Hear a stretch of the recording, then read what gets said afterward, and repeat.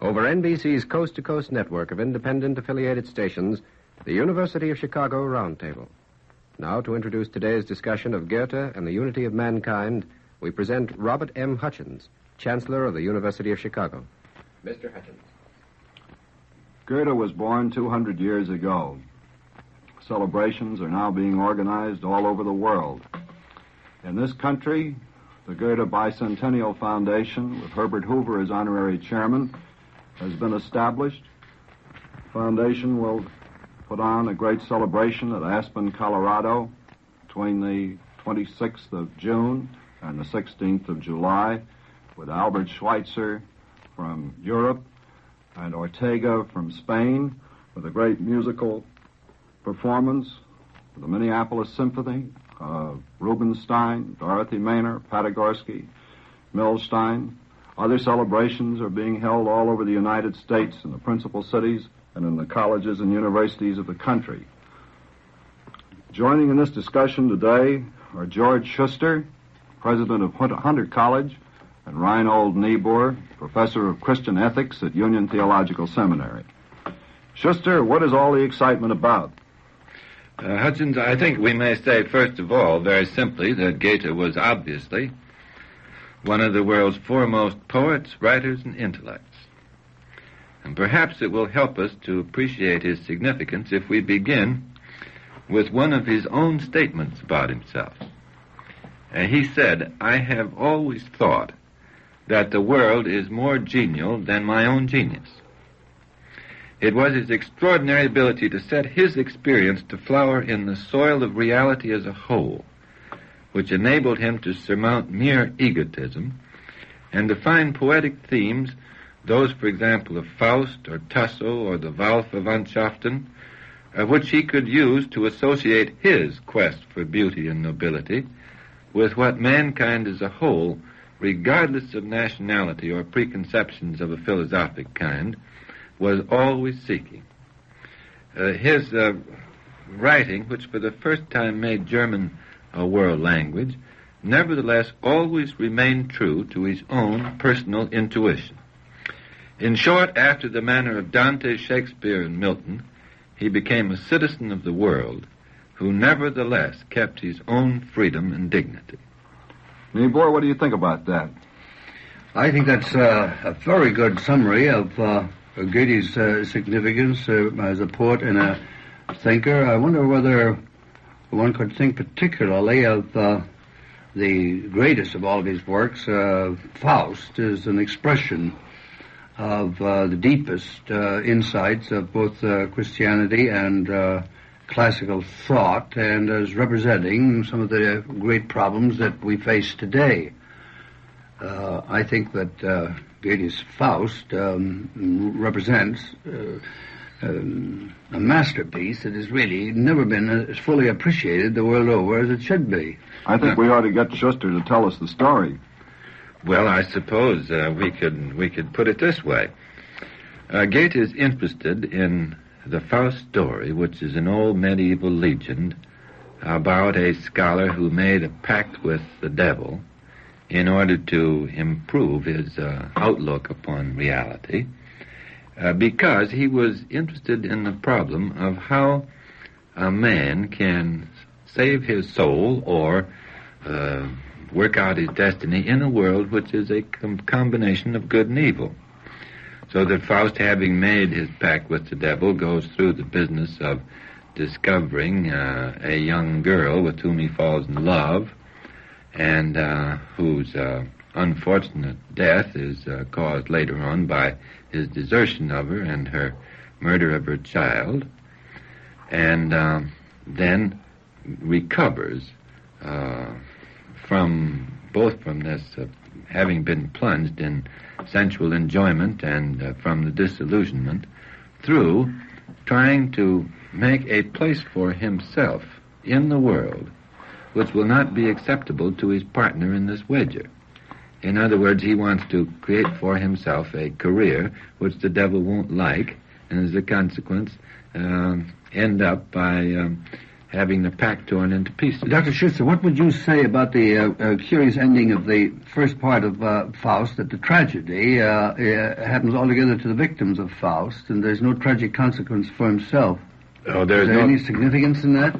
I should say that the significance there lies in the fact that these acts of which he is guilty are, in the poet's view of things, steps toward the solution of his problem. I mean, he has to learn not through having justice done to him, but through the fact that he himself has caused injustice to others. Well, there's another thing we ought to mention, isn't there?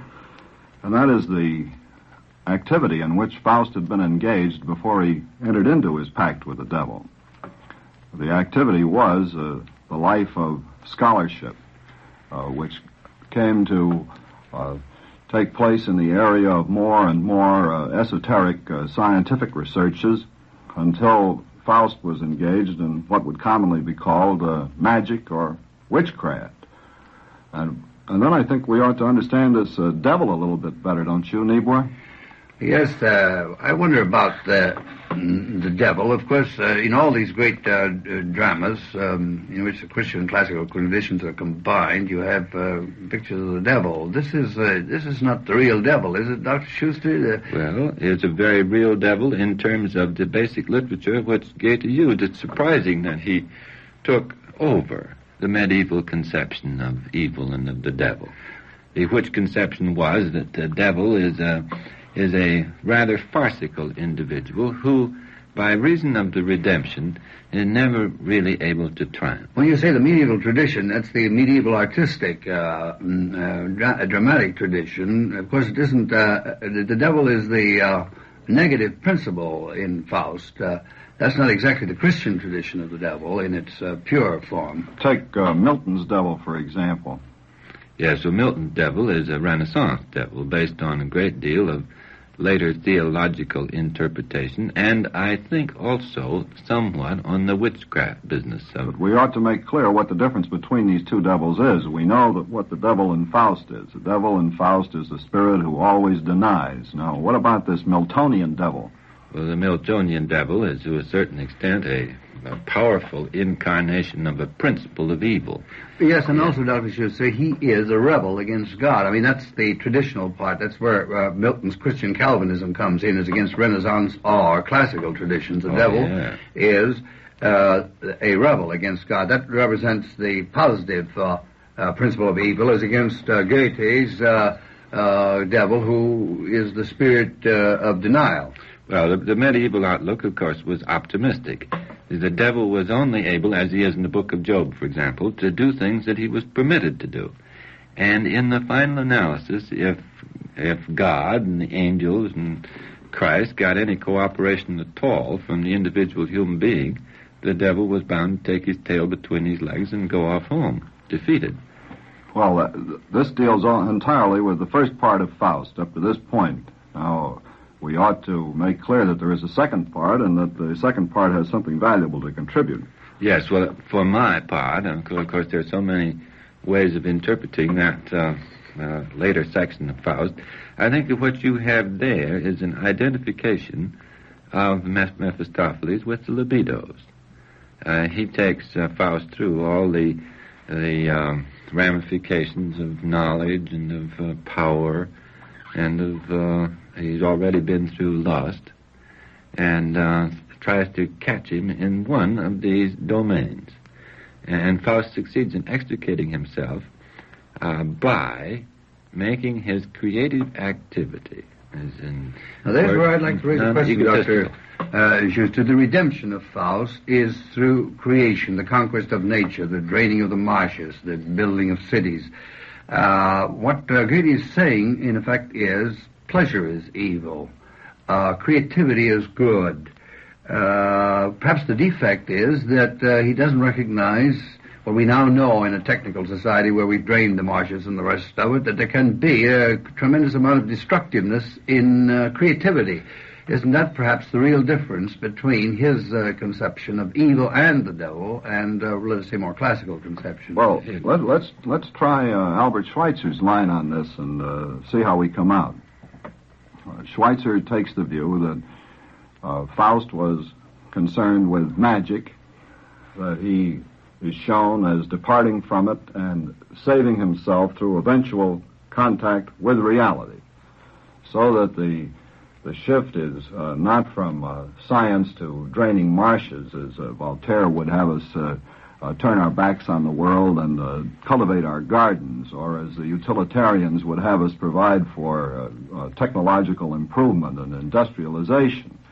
It is a business of getting away from superstition, from witchcraft and magic, and getting in touch with nature, living in harmony with nature, and developing nature for the good of the whole, which includes mankind.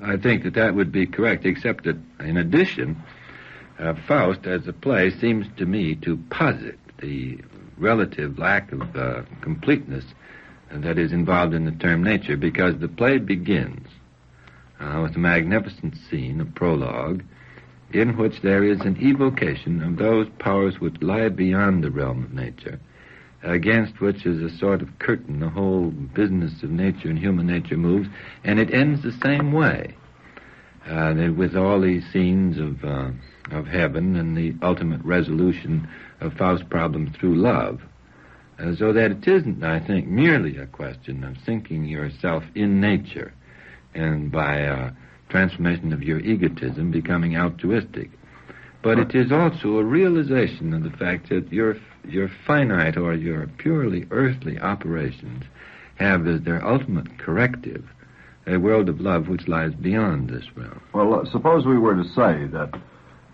one of the great messages of Goethe for us today is a message of spiritual independence, that as Faust escaped from the magic and witchcraft of the Middle Ages, so we have today to escape from the social and economic witchcraft which is offered us as a substitute for individual thought and individual spiritual independence. You know, Dr. Hutchins, I think that's correct, but I would put as equal to the emphasis upon independence the emphasis upon wholeness, upon unity. This is what seems to me to make Goethe great as a thinker.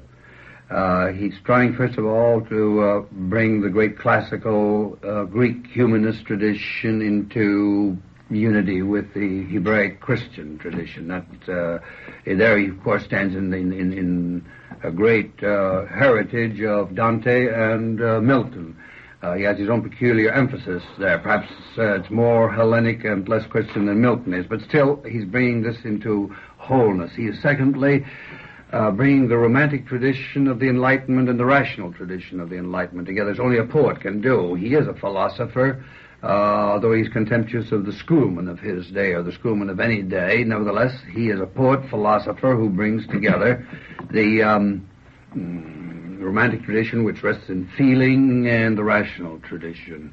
And finally, he has the sense of the wholeness of the individual and the wholeness of a universal culture. No, I think the individual independence is always there. Perhaps that's his real greatness, that he wants a universal form of life that does not annul the independence of the individual, the uniqueness and the spontaneous goodness of any particular part in a world culture. I don't know that anybody has ever combined these two emphases better than he has. The whole and the part. The whole and the part.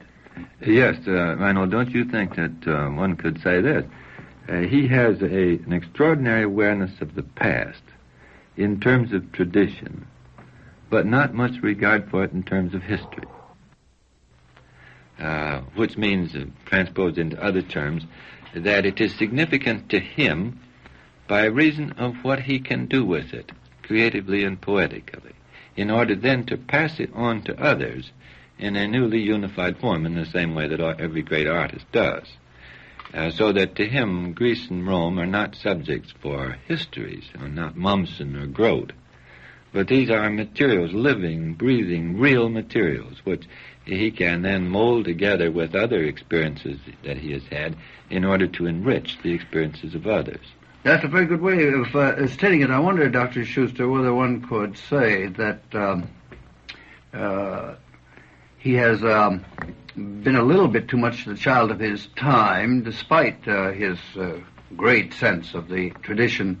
Isn't he a little bit the optimist of the 18th and 19th century? One thinks that his devil does not plumb the problem of evil. There's tragedy there, but it isn't a really profound tragedy. The resolution of tragedy does not anticipate the kind of world that we're living in. Is there, for all of his greatness, a weakness in Goethe at that point? Yes, I suppose that if you said that by contrast with a modern existentialist, for instance, whose problem is really this.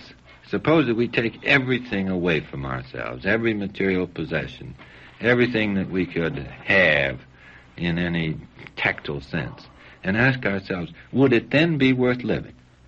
Would life be worthwhile then?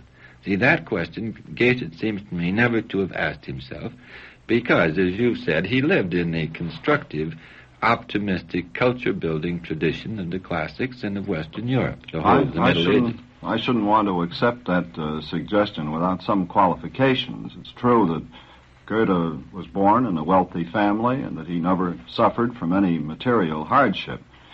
But it is also true that he was deeply conscious of the French Revolution and the Terror. The Napoleonic Wars penetrated into his own house, and his own Grand Duke was chased from Weimar. So that we must be careful, I think, not to suppose that because of his serene nature, which comes down to us, that we can suppose that he was impervious to events that were going on all about him. Oh, he was in contact with evil, Dr. Hutchins, but one might put the question this way. Did he recognize, for instance, that Napoleon was a symbol of French nationalism? Did he recognize in any way that the problem of the unity of his Germany would be solved by Bismarck? These are some tragic elements of the relationship of the particular to the universal that he didn't seem to have anticipated. Well, let's try this Goethe and nationalism. Let's try Goethe in his own words. He says, there is something peculiar about national hatred. You will always find it most extreme and violent on the lowest levels of culture. There is a level, however, where it quite disappears and where one stands above the nations, as it were. At this level, one experiences a turn of good fortune or a disaster befalling a neighbor nation as if it had happened to one's own. This level of culture, he says, accorded with my nature, and this view of things had become firmly rooted in me before I reached my 60th year. Or take a statement like this: to achieve an attitude of broad tolerance, the safest thing is to ignore the peculiar features of individuals and nations, and to hold rather to the firm conviction that genuine merit has the distinction of appertaining to the human race as a whole. If I could interrupt, Dr. Hutchins, that's exactly, I think that proves the point. He ignores, he has a spirit of universality that on a certain level ignores the differences. He doesn't really come to grips with the tremendous tension between what you might call the particular force in history and the universal. Yes, but what I'm going to say now has, I hope, no implication that Goethe is not so great a man that I bow before him in reverence. But there is in all this just a little bit, I think, Reinhold, just a little bit something that is pharisaical. How do you like this? This is another quotation from Goethe. There is no patriotic art and no patriotic science. I think Hitler must have forgotten Goethe. Goethe goes on, like all exalted good things, both belong to the whole world, and they can be made to prosper only through a general free interaction of all contemporaries, coupled with a steadfast regard for that which is left of the past and known to us. Yes, if human beings would really carry out that dictum, even if Mr. Goethe himself had always carried it out, then the underlying philosophy would be correct. That the difficulty is that there are forces in human nature, tragic, dramatic forces of dissension, and of tearing asunder both the body politic, the family, and the individual, which, ultimately speaking, it's difficult to resolve in terms of a philosophy which is merely component.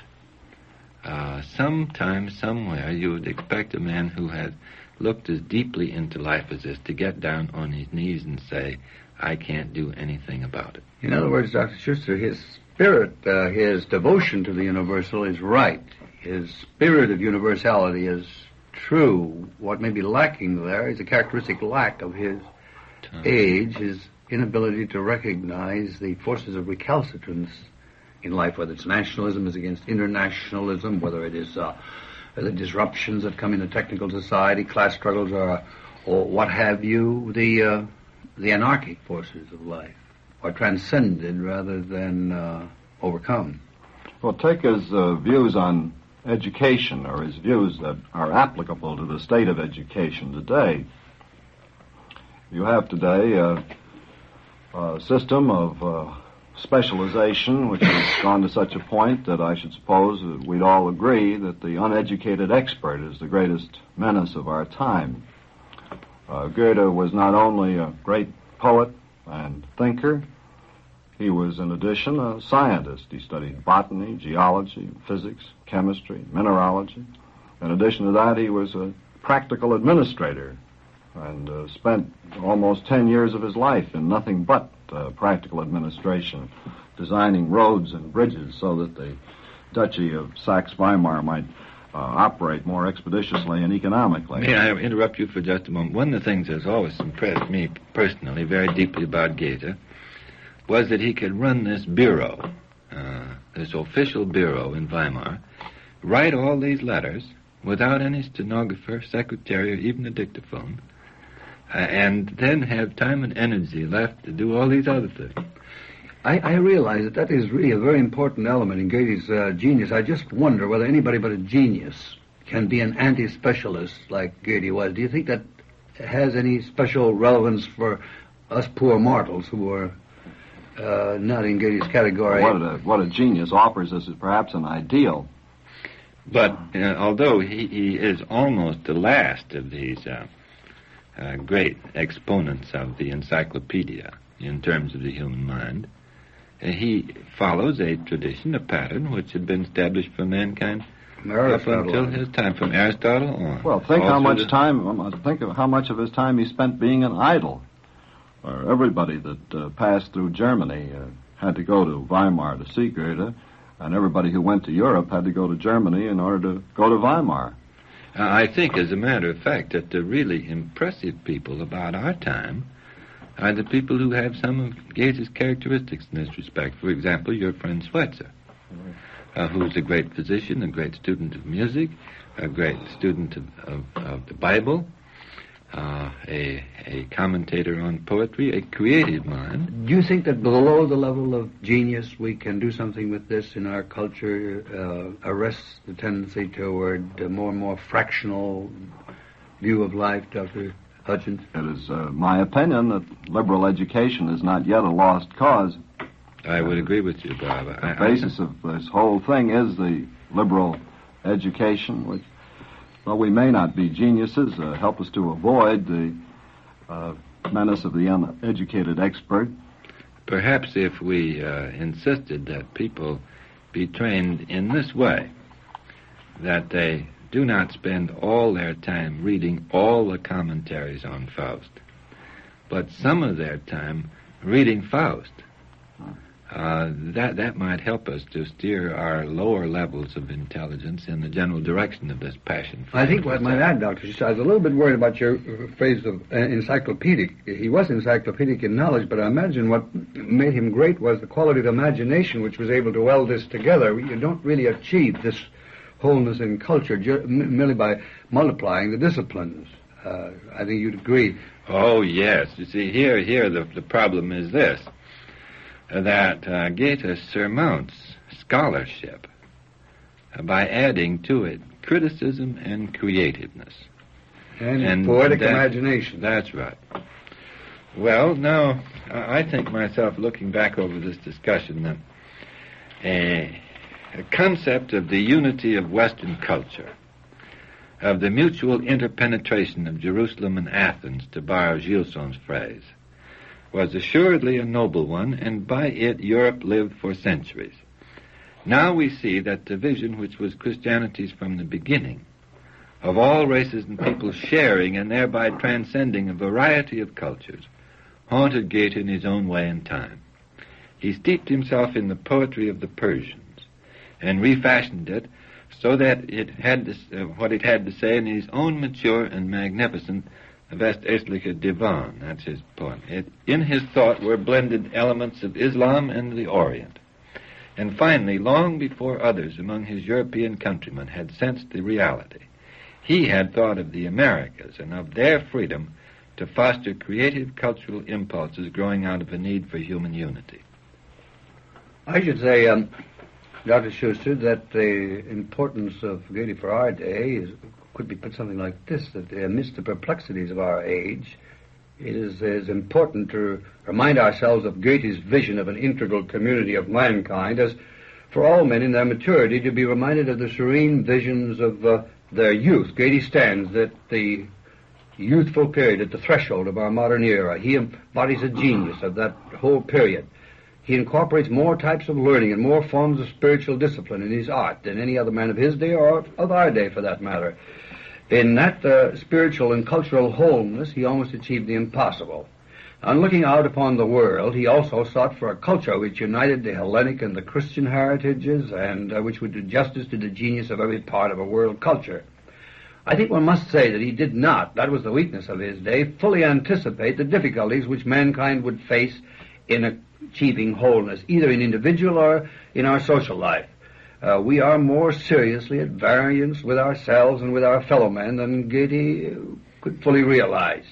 The draining of the marshes, which becomes the symbol of redemption for Faust in the second part of that great drama, has been accomplished in a technical age, but we are not redeemed. The evil which we contend, against which we contend, is more positive than Goethe's Geist der stets verneint, that is, the spirit which always denies, fully comprehends. There is more groaning and traveling in creation than Goethe knew, but nevertheless, it is toward his vision of wholeness that we must move in every dimension of our culture and our life. I should agree, and I should say that although Goethe lived in a pre-nationalistic and pre-industrial era, although he spent his life in a town of 6,000 and never stirred from a tiny section of Europe, he had universal interests and universal sympathy. He remains an inspiration to us because he transcends the narrow specialization and the narrow nationalism of our day. If the world is to find peace through world community, it must do so in the spirit of Goethe. Thank you, gentlemen. You've been listening to the University of Chicago Roundtable discuss Goethe and the unity of mankind with George N. Schuster, president of Hunter College, Reinhold Niebuhr, professor of Christian ethics, Union Theological Seminary, and Robert M. Hutchins, chancellor of the University of Chicago, as participants. This week's Roundtable pamphlet includes the full text of today's discussion and a selection of some of the writings and statements of Goethe. You will want to receive this pamphlet and to read the special supplementary materials. Be sure to write for your copy and send 10 cents in coin with your order to the University of Chicago Roundtable, Chicago 37, Illinois. For $3, you may subscribe to the pamphlet for a full year and receive 52 weekly issues. Next week, the Roundtable will present a special broadcast from London on Is the Marshall Plan Succeeding? Today's Roundtable originated in Radio City, New York. This is NBC, the National Broadcasting Company.